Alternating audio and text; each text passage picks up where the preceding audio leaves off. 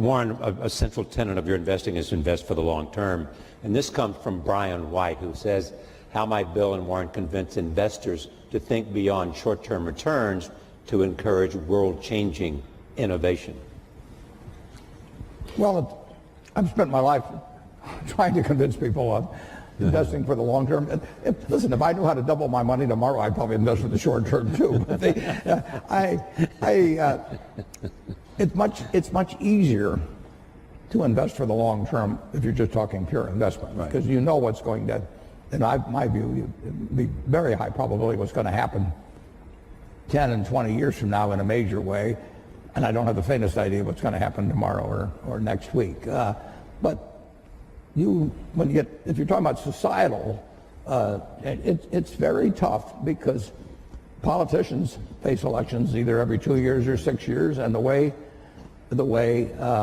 particularly congressional districts have been organized, primaries have become more and more important, and so it's very hard to have politicians think of something that's wonderful for the country for 20 years but will cost them the election 2 years from now. And that's a basic problem in a democracy, and it gets to be more of a problem as we've arranged congressional districts so the primary dominates, because a very limited number of people turn out, and their motive, they tend to be on the extremes of both parties. So it's not easy. Whether you're going to make an investment in a company or whether you're going to buy the company, what are the factors that you're looking for? What test? I'm looking for durable competitive advantage. I'm looking for something that has a moat around it for a considerable period of time. And I'm looking for an honest and able management to run it, because I don't know how to run it myself. And I'm looking for a purchase price that's not excessive. But it's better to pay a little too much for something that's a very good business than it is to buy some bargain, but really a company without much of a future. And I don't know.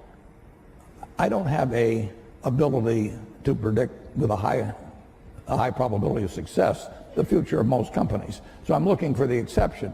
But the nice thing is, if there's thousands of companies out there, I really only have to be right on a couple. I mean, it's exactly the opposite of baseball, where you have called strikes, and the pitcher's trying to throw it to you at the worst part of the strike zone for you.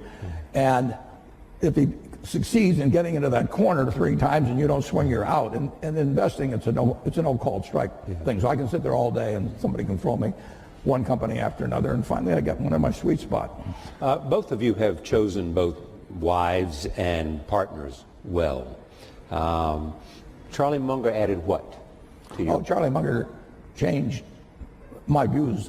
He refined them in a huge way in terms of looking for the quality companies and looking for the ability to make an investment that would work out well for 5 or 10 or 20 years, as opposed to something there might be one, I call it cigar butt investing, where there was one puff left in the cigar, but the cigar was free, so you picked up these disgusting looking things and got one puff out of it and one onto another one.